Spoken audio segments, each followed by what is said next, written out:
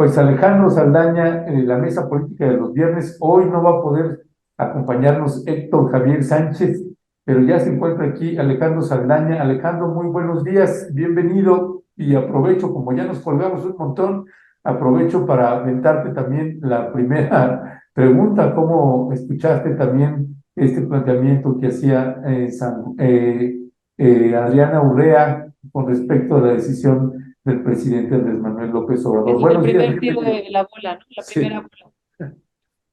Buenos días, ¿qué tal? Muy buenos días, Ernesto, Violeta y todas las personas que nos siguen. Rápidamente, antes de entrarle, pues un abrazo, Violeta, por los acontecimientos del día de ayer, mi solidaridad, y pues estamos a la expectativa, ¿no? De las investigaciones, averiguaciones que emprenda la Fiscalía de la Ciudad de México. Bueno, Gracias. pasando a la pregunta y al tema, pues yo creo que hay como varios puntos o varios escenarios que habría que analizar, ¿no? El primero que sorprende es que el anuncio, digamos, se da en una conferencia banquetera, en una rueda de prensa banquetera, por parte del senador Ricardo Monreal. Ujú. Parece muy poco serio, ¿no? Yo diría hasta un poco ofensivo para los propios trabajadores y trabajadoras, ¿no? Me parece que un conflicto laboral no puede anunciarse, digamos, la resolución, finalmente pareciera que esto da carpetazo, a través de un personaje que, pues, finalmente, de manera directa, no tiene competencia, como es el senador Monreal, ¿no? No fue la secretaria del Trabajo, no fue el secretario de Gobernación, no fue ninguna autoridad federal, sino fue un senador el que filtró la nota, como se suele decir en el argot, ¿no? Y eso me parece ilustrativo del desdén con el que con el que se ha tratado al Sud Notimex, ¿no? Una manera, digamos, muy perversa, ¿no? Incluso de darle cerrón a este asunto, cuando pues lo que requería un mínimo de respeto a la organización sindical por un gobierno que se dice de izquierda, pues era hacer el anuncio por los cauces legales, administrativos, políticos, conducentes, no a través de una filtración por parte de un senador, Ricardo Monreal, ¿no? Eso sería como una primera apreciación que me parece es la cereza del cóctel de tantos años de menosprecio, de vituperio, de denostación, etcétera, hacia el sindicato de Notimex y sus trabajadores y sus trabajadoras.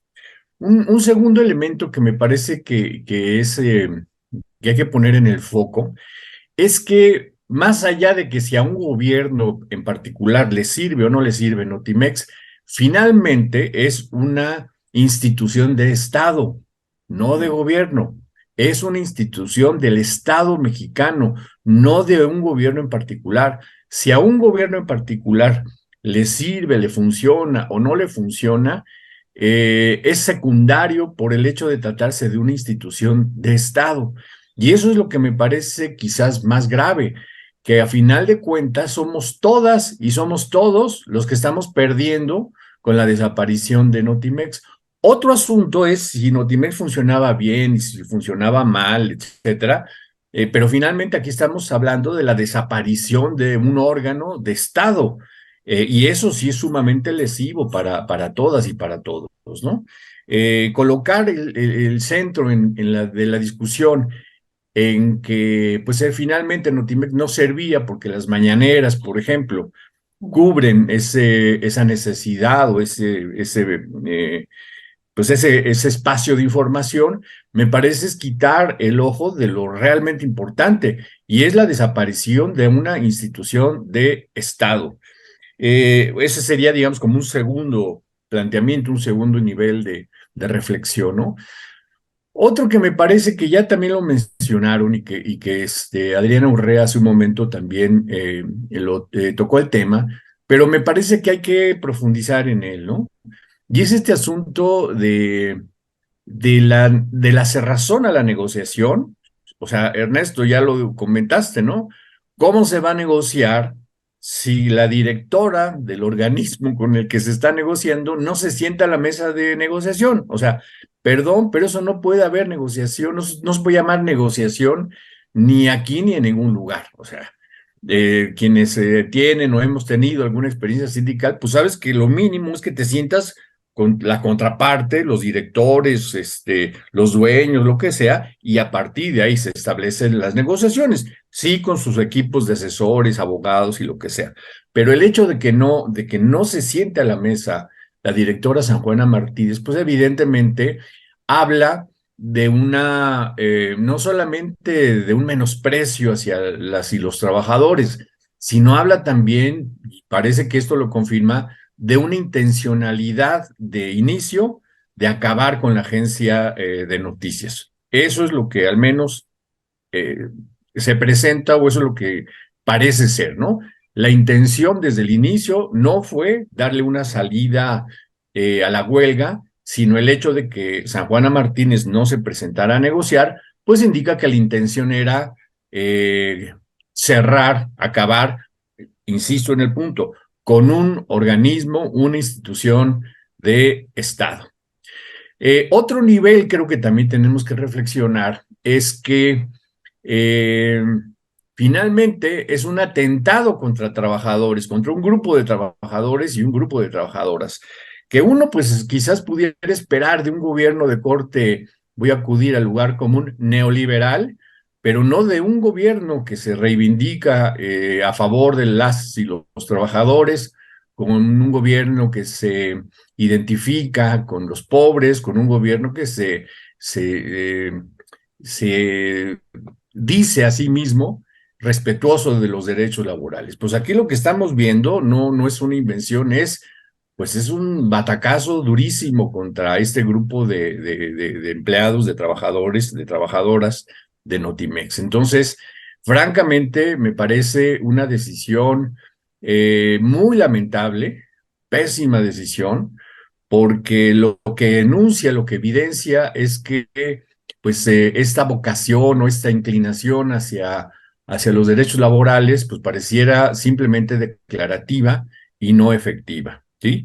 Y la otra cosa que me parece que también hay que poner atención es que da la impresión de que esta fuese una idea de carpetazo, ¿no? De vamos a cerrar este expediente. Pues sí, pero hay muchos otros asuntos que están pendientes, no solamente las liquidaciones en términos de la ley.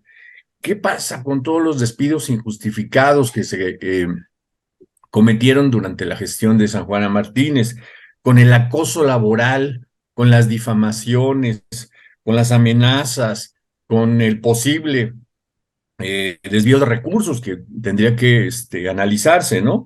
Es decir, hay toda una serie de violaciones, no es un asunto moral, no es un asunto de apreciación, es un asunto de violaciones a la ley, al contrato colectivo de trabajo, que no pueden quedar simplemente en un carpetazo, en un vuelta a la página y a lo que sigue, ¿no? Yo creo que al menos en términos políticos tendría que haber un deslinde, un pronunciamiento, una manifestación muy clara en torno a toda la serie de irregularidades y omisiones y delitos posibles que se cometieron en la gestión de Martínez, ¿no? Entonces, insisto, son como varios niveles, ¿no? Yo creo que para mí el más importante y donde hay que centrar el foco es en que se está destruyendo, se está aniquilando una institución de Estado, que en un país en donde los medios de comunicación corporativos han sido hegemónicos durante pues, muchísimos años, ¿no? Es un tema que ya lo tenemos bien conocido. Desprenderse de un órgano público de Estado, pues me parece una pésima decisión, ¿sí? Lo que requerimos es información, lo que requerimos son reportajes de fondo, lo que requerimos son análisis de la situación nacional, lo que requerimos es el conocimiento mismo de nuestro propio país, porque pues es un país tan complejo que lo que sucede en Sonora no tiene mucho que ver con lo que ocurre en Chiapas, etcétera. O sea, no es un asunto nada más de que ya se va a una agencia de noticias. es la destrucción de una institución de Estado que frente a los monopolios de la comunicación corporativa, pues nos deja a todos, a las instituciones públicas y por lo tanto a nosotras y a nosotros como gente de a pie, pues nos deja más inermes. Esta sería pues una evaluación general, ¿no? Muy interesante, Alejandro, muy importante estos dos elementos que pones, que me parecen fundamentales, esto de la institución de Estado frente a estos poderes corporativos de los medios de comunicación, que pudo haber sido un contrapeso muy importante, pero bueno, no lo fue, así es que qué bueno que lo anuncias. Y lo otro, esta posibilidad de negociación que no hubo, ¿no? Y bueno, y sobre eso yo te quisiera hacer dos preguntas y que van en el sentido de que tú decías que eso parecía que iba en esa dirección de no negociar y de cerrar al final la agencia del Estado. ¿Por qué se esperaron 1000 días? Que esa es una de las preguntas que tenemos, si esa era como la tendencia, ¿no? Si no había negociación, si no había esta posibilidad de diálogo y parecía que hacia allá apuntaba, ¿por qué 1000 días? ¿Por qué esperarse 1000 días, no? Esa es una pregunta. Y la otra, Alejandro, que tiene que ver con la participación de la secretaria del Trabajo, que a mí me parece, Ernesto, también tú ya ahorita nos estarás comentando, y también Alejandro, que su participación fue importante, ¿no? Que ella incluso dio el reconocimiento de la huelga y me parece que también recibió ataques por parte de la directora de Notimex. Y bueno, ¿cuál es tu valoración también del papel de ella y de su participación en este proceso? Con respecto a la primera pregunta, Violeta, Ernesto, lo voy a decir como en algún artículo en Rompimiento lo escribí, y pues es un poco rudo, pero pues a la vista de los hechos me parece que es pertinente traer a colación el concepto que yo manejé en alguno de estos textos, y es la administración de la incapacidad, ¿sí? Es decir, hay muchos conflictos a los que solamente se les ha estado dando una administración política, una administración legal o legaloide, una administración mediática, ¿no? Esto de que también sería otro de los puntos a analizar, ¿no? Las granjas de bots y todo este tipo de cosas, pero sin una intención real, profunda, honesta, de culminar con los conflictos. Y la prueba de ello es que los conflictos ahí siguen. Lo único que se ha hecho es administrar la incapacidad para resolverlos. Bueno, ¿qué decir? Ernesto, tú lo traes en la agenda, pero de manera precisa y documentadísima, ¿no? Hablamos del conflicto en Aldama, Chiapas, por cierto, pues ahí disfruten mucho su estancia allá en San Cris, ¿no? El conflicto de Ayutla, ¿sí? Y muchos otros que no se han resuelto, y hay que decirlo claramente, Ayutla sigue sin agua.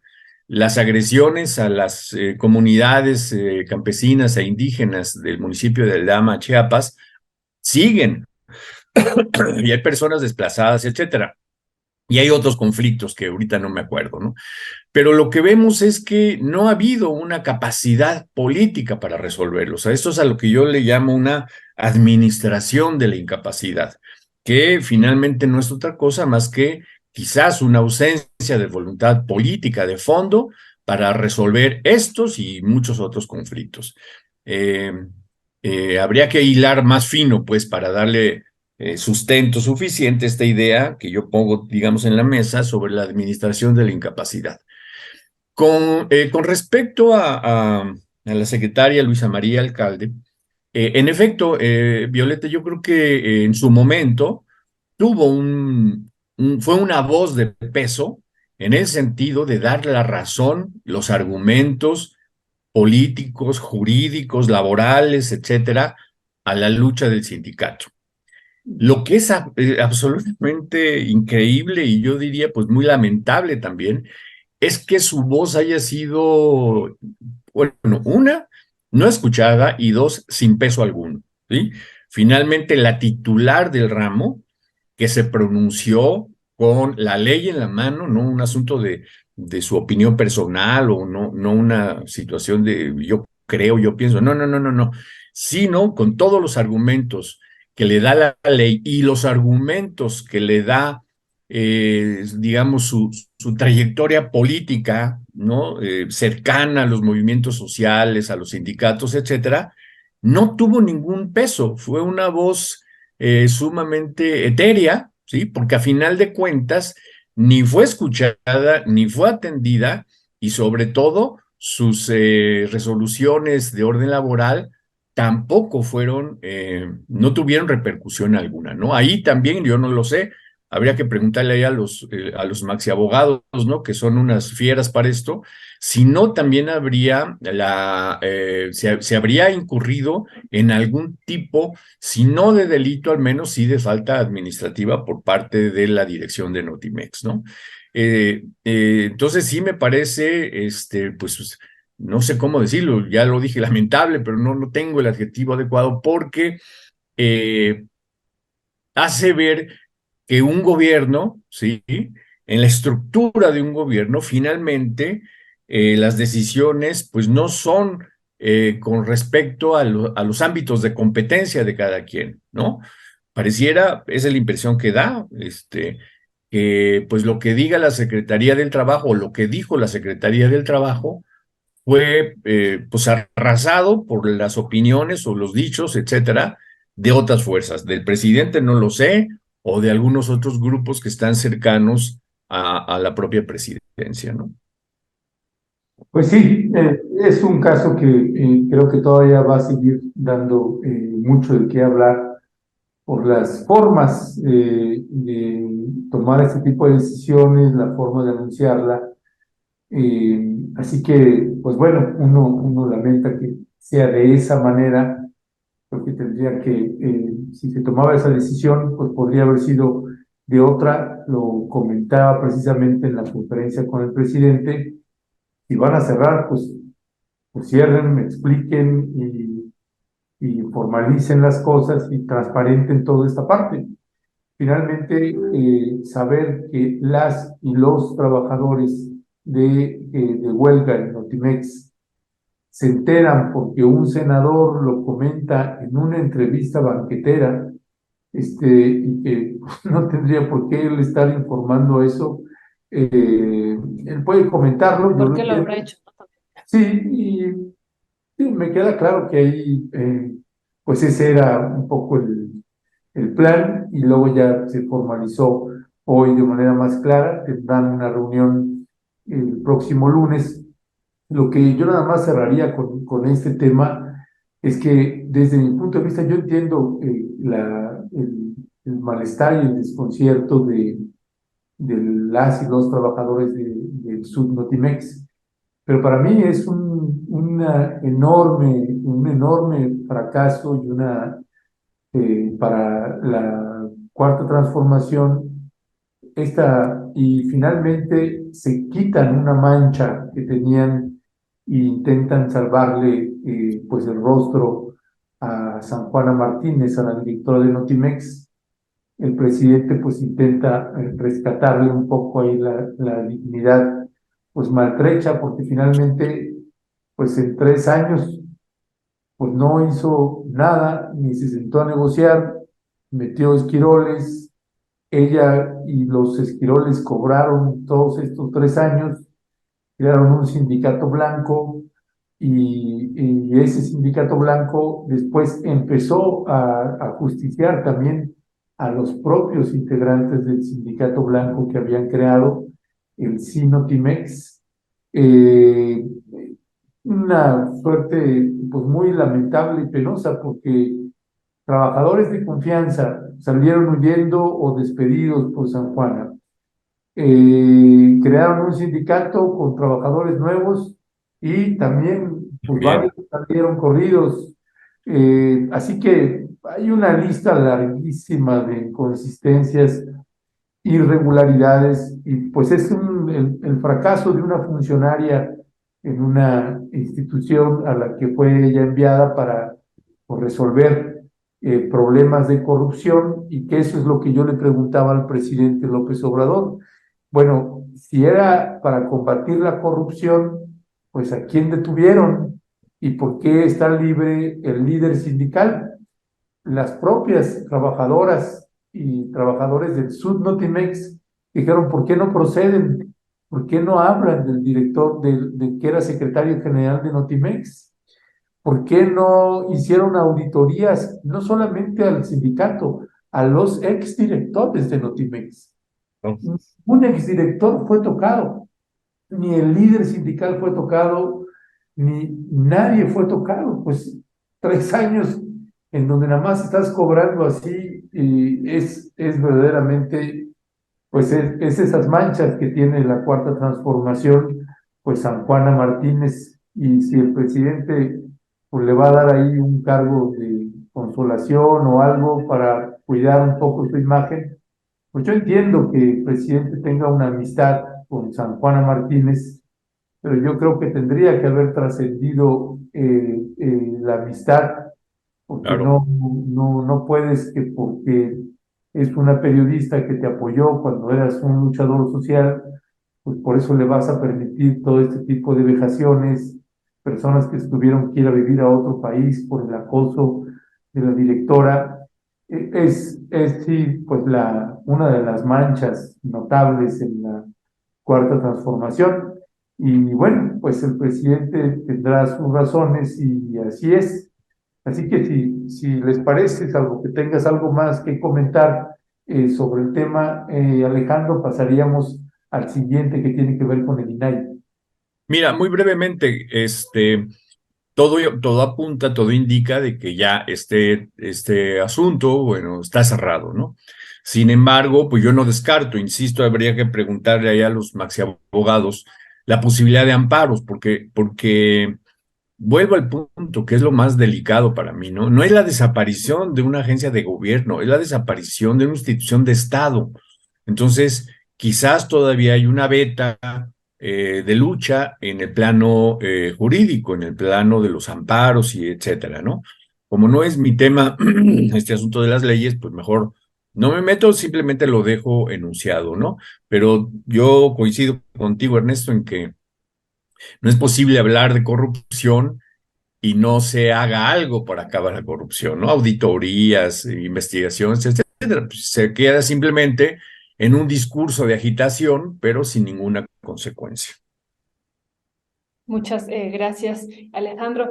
Pasando al otro tema, esto del Instituto Nacional de Transparencia, Acceso a la Información y Protección de Datos Personales en el INAI, larguísimo, ¿verdad?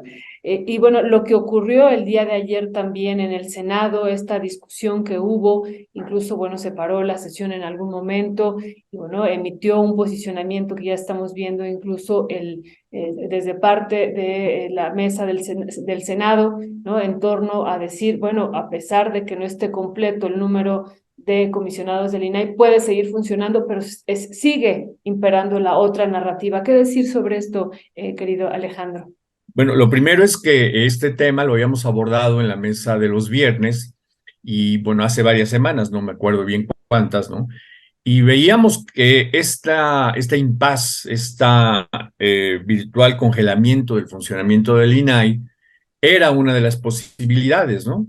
Que al no nombrar los consejeros necesarios para que hubiese quórum, pues se quedara en una situación de pues una especie de instituto zombie, ¿no? Pues desgraciadamente eso que comentábamos hace unas semanas sucedió y yo creo que también es una pésima decisión y es un pésimo mensaje para los efectos, no solamente del gobierno, yo creo que aquí hay que quitar un poco esta centralidad que le damos al gobierno, ¿no? Sino para la gente, para todos, pues, para todas, ¿sí? No solamente es el asunto, porque hoy en la mañana escuché al presidente decir que es un instituto caro, que para qué, que hay transparencia total, que todas las instituciones deben de dar la información que se requiera, ¿no? Bueno, es que eso están obligados, ¿no? No es un asunto de graciosa concesión, es su obligación hacerlo. Primera cuestión. Segunda cuestión, hay muchos elementos en donde los ciudadanos ante el impasse del INAI quedamos desamparados, quedamos desválidos, o sea, quedamos sin dónde acudir. Voy a poner un ejemplo hipotético, ¿no? Supongamos que una persona quiere hacer uso de su Infonavit, por ejemplo, ¿no? de su crédito de Infonavit, que tiene todo el derecho y que quiere hacer uso de su crédito para comprarse un bien, un departamento, lo que sea. Bien, y resulta que el Infonavit le da una información en donde tiene de cotización X número de semanas, ¿no? Y resulta que ese número de semanas, pues a lo mejor no le da derecho al crédito o no alcanza para el crédito que le está pensando, lo que sea. Bien, ¿cómo, en qué condiciones va a quedar este trabajador para hacer uso de su derecho al Infonavit, por ejemplo? Pues en otra circunstancia acude al INAI, ¿no? Presenta una controversia y dice que, bueno, que le den la información completa porque él tiene manera de, si no de demostrar, al menos sí de suponer que las semanas de cotización que le están dando, pues no son las adecuadas, ¿no? Pero resulta que ahora, como el INAI no puede operar porque no existe el mínimo de quórum de los consejeros, pues se tiene que esperar. ¿Hasta cuándo? Pues quién sabe, hasta que los senadores se dignen nombrar a los consejeros correspondientes, que hacen falta, ¿no? Eso me parece muy grave y lo podemos decir, bueno, del Infonavit, del Seguro Social, por ejemplo, las manifestaciones de impacto ambiental, ¿no? Es otro tema que habría que hilar fino, ¿no? Este, y creo que sí es una decisión que no puede achacarse exclusivamente al Senado. Esa es la apreciación que tengo.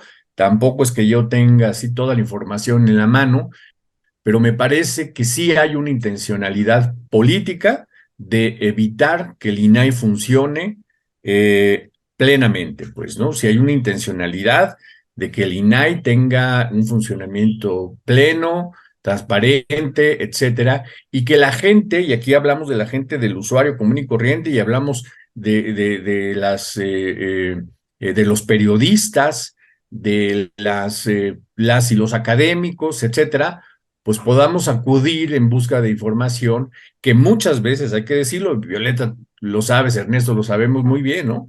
Se nos dice que es confidencial, ¿sí? Y pues, ¿qué hace uno? O bien nos dicen en una primera instancia que tal información no existe, que revisaron sus documentos, sus archivos y que la información que se está planteando no existe. Y entonces apelar a ello, pues es justamente una de las funciones principales del INAI. Con eso quedamos desarmados. O sea, ¿qué hacemos? Pues nada, esperar a que los senadores se dignen en nombrar a los consejeros faltantes. Sin embargo, pues yo sí veo una intencionalidad por parte del gobierno federal de que esto no camine, de que esto siga en este impasse, al menos durante cierto tiempo, no lo sé. Ya, pues todo un tema también el asunto del INAI. Déjame, te lo planteo ahora, visto de manera también el lado crítico a lo que toca al INAI con base a la experiencia que tú y nosotros podemos tener al hacer uso de esta herramienta. ¿Cuál es tu valoración ahí, Alejandro, por ejemplo, en lo que toca al INAI, algunas reformas o cambios que consideras que tendría que tener esta dependencia? Bueno, habría que hacer un análisis como más estructural del propio funcionamiento del INAI. Cuando digo estructural me refiero a su funcionamiento interno, no sus órganos, incluso una mirada institucional, áreas, departamentos, etcétera, porque sí es altamente probable, y esto en ese sentido le doy la razón al presidente, de que muchos de estos institutos o instituciones o entes autónomos operaron o siguen operando con pues mucho dilapidación de recursos, con muchas áreas, oficinas, departamentos, jefaturas, etcétera, que pudieran ser transformados, algunos eliminados, algunos sintetizados, qué sé yo, ¿no? Pero esto no lo podemos saber hasta que no se haga pues un análisis muy serio, muy riguroso del funcionamiento del INAI o de cualquier otro instituto, ¿no? Para eso justamente estamos los universitarios, para eso justamente están las universidades, para eso justamente está la investigación. O sea, no es una cosa que requiera el gasto de consultoras internacionales que cobran un ojo de la cara, para nada. Aquí en las universidades, en las instituciones públicas de educación superior, hay gente muy preparada para hacer este tipo de análisis, de estudios, de investigaciones, etcétera. Entonces, es difícil saber, en particular en el caso del INAI, si el INAI pudiera funcionar con menos gente, con menos aparato, con menos estructura, etcétera. Eso por un lado. Por el otro lado, en términos legales, y insisto, este es un terreno de los maxi abogados y a mí me cuesta mucho trabajo entrarle, porque no sé, pero también creo que al INAI le faltan, como se suele decir en el argot, ¿no? Le faltan dientes, ¿no? Es decir, es un instituto que, si bien permite el acceso a la información y permite que para decirlo rápidamente, que los archivos se abran, ¿no? No tiene la suficiente, desde mi punto de vista, no tiene la suficiente capacidad para tomar decisiones más contundentes, digamos, cuando la información es negada o cuando la información es presentada de manera pues parcial o de manera errónea, ¿no? Eso me parece que también se podría fortalecer a esto, ¿no? Y vuelvo al punto, o sea, el tema de la información, del acceso a la información pública, no es una concesión graciosa de los gobernantes, es un derecho al que tenemos, ¿sí? Y los derechos no se andan mendigando, ni los derechos se andan ahí pidiendo, ni es un favor de parte del gobierno, de los gobernantes. No, los derechos se exigen. Y en este caso, el hecho de que no esté funcionando el INAI en plenitud, ¿sí? Es una violación a nuestros derechos y por lo tanto tenemos que exigir al Senado que pues antes de que termine este periodo, que termina con el mes, nombren a las y los consejeros que hacen falta para que la institución, para que el INAI, pues funcione como debe de funcionar. No es un asunto, no es que estemos, que nos hagan el favor, no nos están haciendo ningún favor, son nuestros derechos y los derechos no se mendigan ni nada, los derechos se exigen y se demandan. Muchas gracias, Alejandro. Alejandro, con esto que iniciamos, bueno, vimos ayer en el Senado de la República cómo se desplegó una manta enorme, ¿no? Que decía esto de nombramiento del INAI ya. Eso nos pareció, importante en el sentido de quién estaba llevando esta manta al Senado de la República y cómo se estaba dando el discurso y la narrativa, ¿no? Que ya sabemos ahí quiénes participaron y cómo y en qué tono participaron, pero bueno, hay una situación que planteábamos al principio, Alejandro, en torno a lo que dijo el presidente del Senado, ¿no? Dijo, se está creando un discurso que es falso en el sentido de que el INAI no ha dejado de funcionar, ¿no? O sea, el INAI puede seguir operando, tú dices no a plenitud, pero puede seguir operando. ¿No te parece también que sería parte, a mí me parece central esto que planteabas tú y Ernesto, de analizar el funcionamiento, la estructura del INAI, sería como punto de partida, ¿no? Pero esta otra parte que vimos ayer, este show que ya hemos visto en el Senado, que se volvió a repetir ayer en torno al INAI, pero el presidente, insisto, del Senado diciendo, pues es falso, sigue funcionando. ¿Qué decir sobre esto? O sea, también es parte de esta batalla política que estamos teniendo, ¿o cómo la verías tú, Alejandro? Pues es que, digamos que en términos administrativos, pues sí sigue funcionando, en términos operativos, pues ahí sigue funcionando. Y hay un rango de información al que uno puede acceder simplemente pues a través de las estructuras y de los marcos conducentes, ¿no?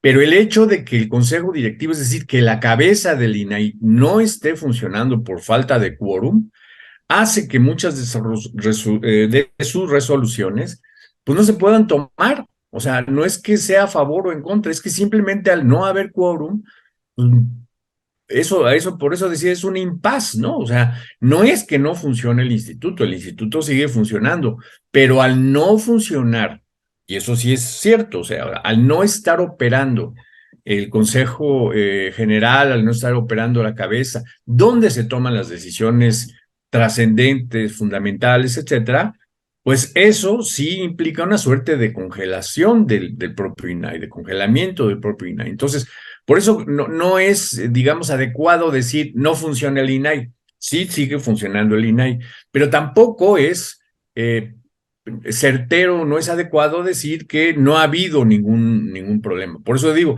es una suerte de impas en el que está el INAI, y es un impas que viola nuestros derechos ciudadanos. Así que vuelvo al punto, o sea, no es una graciosa concesión de los senadores ni nada, o sea, es su obligación nombrar a los consejeros, a las consejeras, porque así lo dice la ley, para que este órgano siga funcionando en pleno, no a cachitos ni parcialmente, sino en pleno, ¿no? Ya, gracias, mi querido Alejandro. Dice Edurne Uriarte, nuestra querida Edurne, dice Claudia de Lara, porque no veo a AMLO decidiendo boicotear al INAI. Dice, no gana ni pierde nada. Aceptarlo así es aceptar el discurso de que AMLO está en contra de las instituciones autónomas, por ejemplo, ¿no? Dice, más que ir contra el INAI, creo que se va en contra de alianzas partidistas desde el Senado.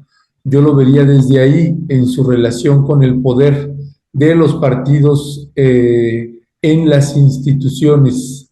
Y dice Nora Brie, si el INAI no funcionaba a cabalidad, ¿por qué no mejorarlo y obligar a que funcione adecuadamente, tener un organismo al que rendirle cuentas?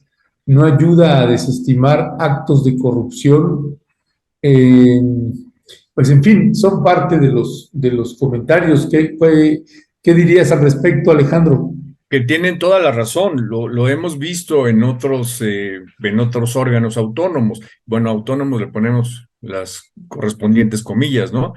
Que siendo instituciones, siendo órganos que surgieron después de luchas democráticas importantes, quedan a merced de las cuotas partidistas, ¿no? Eso pues ya lo sabemos en el INE y en muchos otros órganos, y el INAI pues tampoco es no es una isla, ¿no?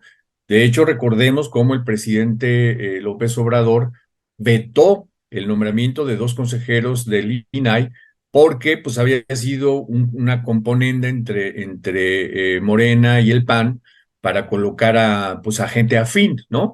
Esto es cierto, pero los órganos no son los responsables. Los responsables son los partidos, y esta manera de repartirse las cuotas de poder, las cuotas de presencia en los institutos autónomos para pues moverlos a su conveniencia con respecto a sus propios intereses, etcétera. Es decir, no porque los organismos, no porque las instituciones hayan sido tomadas por los partidos, echemos a la borda las instituciones.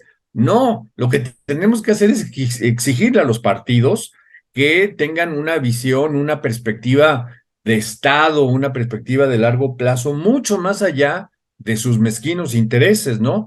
De colocar a una persona y que éste se afín a nosotros, o que le debe un favor político a fulanito y pues lo colocamos como consejero del INAI.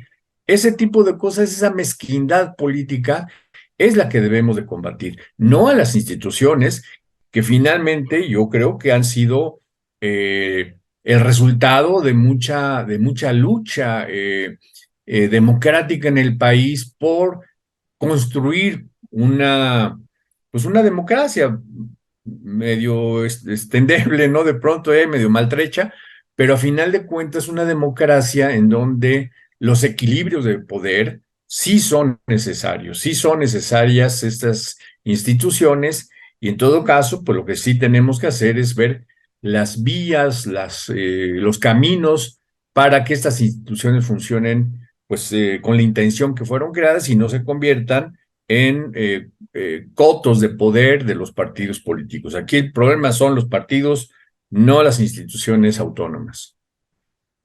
Sí, nada más, esto que ya habíamos abordado, Alejandro, en las mesas anteriores, de que había sido un acuerdo entre el senador Ricardo Monreal y el PAN, ¿no? Y que el presidente, como tú dices, lo frena, ¿no? Lo Y bueno, vetó, sí. lo vetó exactamente y paró este acuerdo, insistimos, entre Ricardo Monreal y el PAN, y no hubo posibilidad ya, incluso había algunos pues candidatos que eran más óptimos en el sentido de que tenían un puntaje mayor y bueno, se escogieron por lo que dijo el presidente a los que no tenían el mayor puntaje. Bueno, por ahí, ¿tú cuál verías que podría ser la salida? Y también esto que nos hemos estado preguntando, ¿por qué? Y como tú ya lo has estado planteando, ¿por qué no retomar parte de esta evaluación y ya nombrarlos pues en el sentido de no darle más armas a la oposición, pero también, insisto, está de fondo esto que ustedes han planteado, la revisión también profunda de este instituto, que es muy importante, que es importante en el sentido de la transparencia de la información, como ustedes lo han comentado, pero también que esto que ustedes mismos decían que se debería de revisar, Alejandro. Pues mira, tampoco hay que chuparnos el dedo y pensar de que de manera totalmente transparente y honesta y etcétera, los coordinadores políticos, en particular en el Senado, pues van a nombrar a personas, obviamente tienen que reunir los requisitos para ocupar el cargo, ¿no?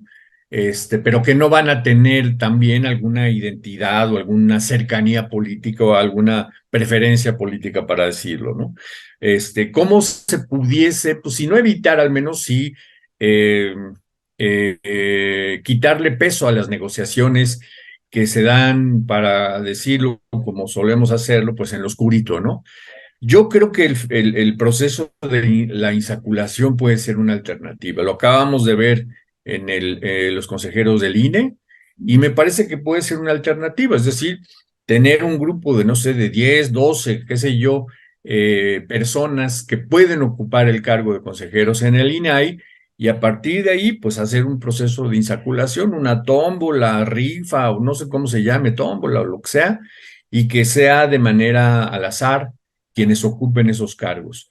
Eso no exime de que las personas que pudiesen ocupar este cargo pues no tengan alguna u otra inclinación política. Por supuesto, todo mundo, somos entes políticos y todo mundo pues tenemos una cierta mirada y una cierta perspectiva, pero me parece que evitaría mucho de este desgaste y evitaría mucho de este estira y afloja y este tiroteo que se da entre partidos y que a final de cuentas se traduce en un impas del INAI. Entonces yo creo que una salida que pudiera ser adecuada sería que los candidatos, las candidatas a ocupar los cargos en el INAI fuera por insaculación y pues sí, con un compromiso político de parte del presidente de pues que salgan no los veten, ¿no? Porque pues finalmente son el resultado de un proceso no de negociación en lo oscurito, sino aleatorio, ¿no?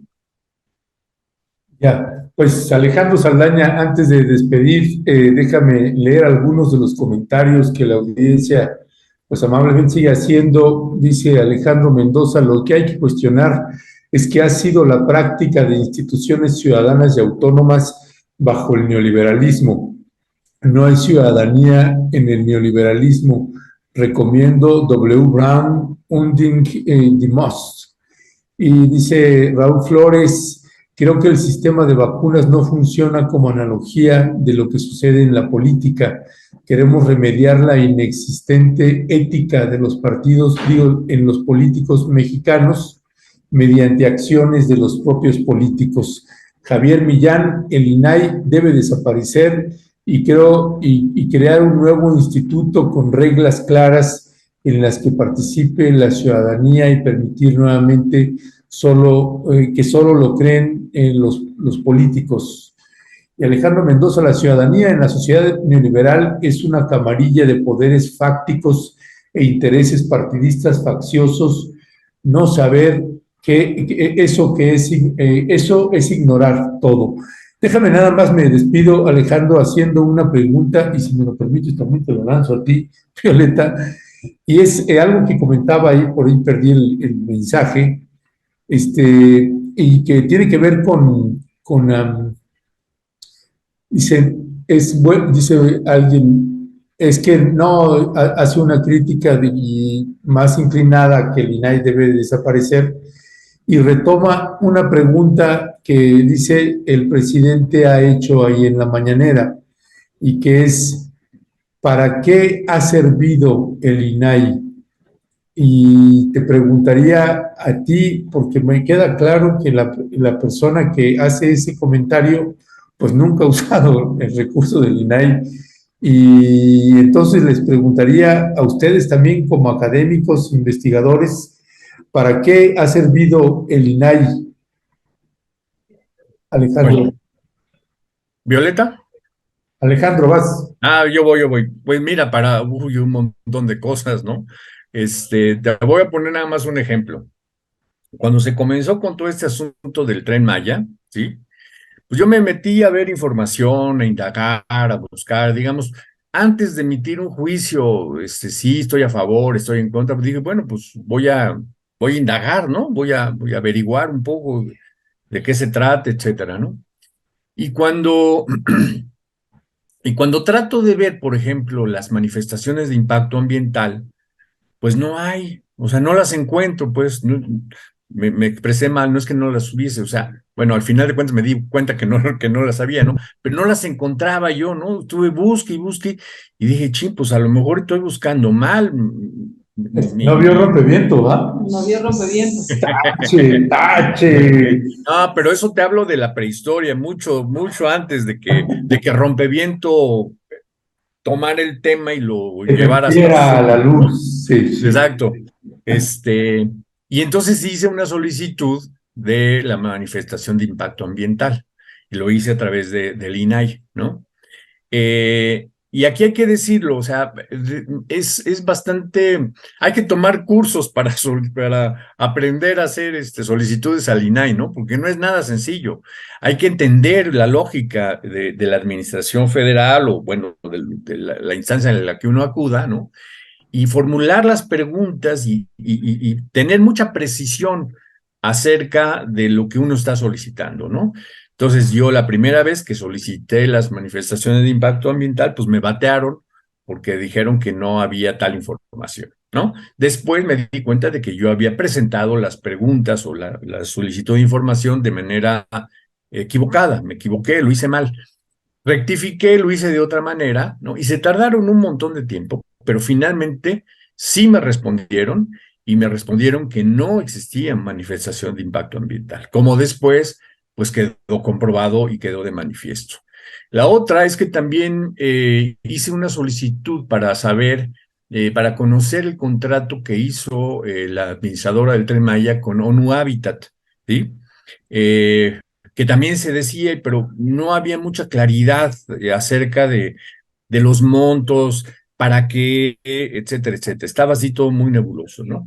Lo mismo, hice la solicitud, se tardaron un ratito, pero finalmente sí me dieron la información de ese contrato con ONU Habitat por 5.5 millones de dólares, ¿sí? Cosa que pues no se ha dicho mucho de eso, ¿no? Ya después se salió a la luz, ¿no? Entonces sí tiene mucha utilidad el Instituto Nacional de Acceso a la Información para muchas cosas, ¿no? Los periodistas, pues ha sido una fuente de información, precisamente de acceso a la información, que de otra manera no se hubiera podido sacar a la luz, por ejemplo, temas como el de la Casa Blanca, ¿no? Del sexenio pasado, por ejemplo. Es decir, hay un conjunto de investigaciones que gracias al acceso que se tuvo a esa información, se pudieron sacar a la luz, ¿no? Vuelvo al tema, ¿no?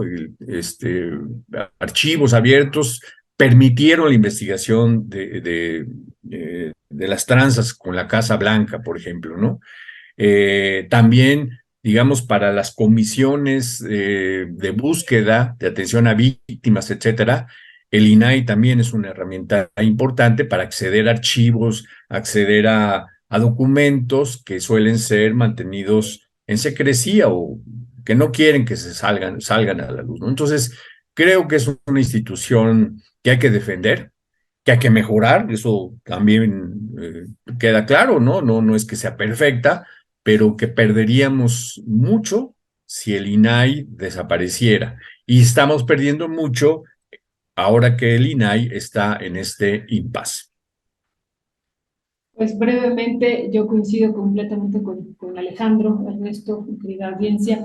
Para nosotros, el trabajo que hemos hecho de minería terrestre, conocer las concesiones, dónde están las extensiones de la superficie de las concesiones, pues lo obtuvimos durante los sexenios anteriores del INAI, ¿no? Fue cuando todavía ni siquiera era INAI, sino todavía era el IFAI, ¿no? Entonces fue fundamental. Y desde que estábamos trabajando en Cámara de Diputados para la constitución del presupuesto en materia indígena, ahí obtuvimos mucha información, pero después con lo de minería y lo de minería terrestre y lo del litio, fue fundamental la herramienta. Y bueno, no era nada fácil, como dice de repente Alejandro, nos contestaban, esa información es pública, entonces ya no la vamos a dar, pero no estaba pública del todo y entonces había que meter alguna controversia y llegamos en algún caso hasta una demanda en algunos temas y bueno, pues finalmente pues ha sido fundamental para nuestra investigación, ¿no? Entonces sí nos parece muy importante lo que dice el presidente en el sentido de revisarlo, sí creemos que se tiene que revisar,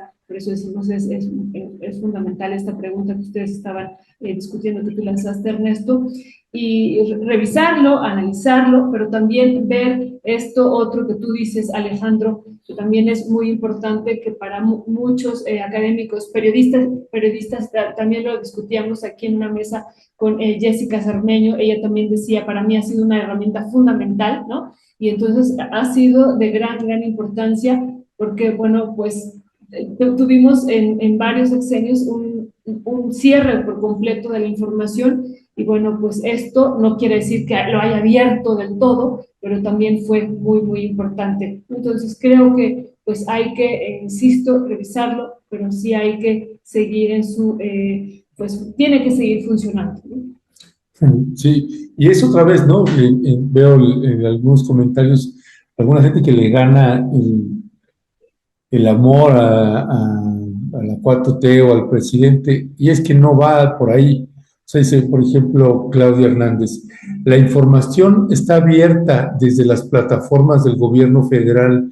Ya ven, en su diálogo el entrevistado acepta lo inoperante y poco amigable que es el INAI con los ajenos sin recomendación. No dijo eso, uno, Alejandro, y dos, no está para nada la información que dice que está en las plataformas del gobierno federal, y quienes usamos y hemos usado cuando antes era IFAI y hoy es INAI, no, es una herramienta muy importante, muy importante en materia de transparencia. Por ejemplo, preguntas al ejército, que es casi milagroso que no la quieran responder, ni en la mañanera, ni en ningún lugar, siempre ha sido un problema. En fin, pues con esto vamos a cerrar, mi querido Alejandro, te agradecemos que nos hayas acompañado, te mandamos un fuerte y fraterno abrazo y ahí seguimos al habla, Alejandro. Muchísimas gracias, igualmente abrazo de regreso, Violeta. Pues nada más ahí manténnos al tanto de cómo va tu proceso, ¿no? Y pues nada más, un saludo a toda la audiencia, muchísimas gracias por su atención y bueno, abrazo hasta San Cristóbal. Gracias, Alejandro, en verdad, con todo el corazón, hace rato lo decíamos, muchísimas gracias por esta solidaridad y un abrazo también para allá a todos. Vale. Gracias de todo. Ahí nos estamos viendo. Gracias. Adiós. Pues sí, pues es un tema que va a seguir dando también para mucho. Sí, y como decíamos, también la oposición lo aprovecha, ¿no? O sea, esto de descolgar o de desplegar una manta de todo el tamaño del Senado, de que pues, como si se estuviera afectando la democracia de este país estructuralmente. No. Por eso decíamos, el presidente del Senado comentaba atinadamente, el INAI sigue funcionando, ¿no? Entonces, pero bueno, hay que revisarlo, ¿no? Sí, o sea, y que además no se politice, porque también se ha politizado, y eso que hicieron ahí casi infantil de sacar el título del presidente, la tesis del presidente López Obrador por parte del INAI, pues era el último día que ya se iban a que iban a poder presentar información hasta que no se asigne a los nuevos consejeros, pues fue verdaderamente penoso y lamentable por parte del INAI la manera de conducirse así de la dirección, quien preside el INAI, quien pues era a todas luces una abierta adversaria del presidente de la República, y eso sí es algo criticable y que por eso hay que tener mucho cuidado quién se incorpora a esa institución, al Instituto Nacional de Transparencia. Y así que, bueno, pues le estaremos dando seguimiento a eso.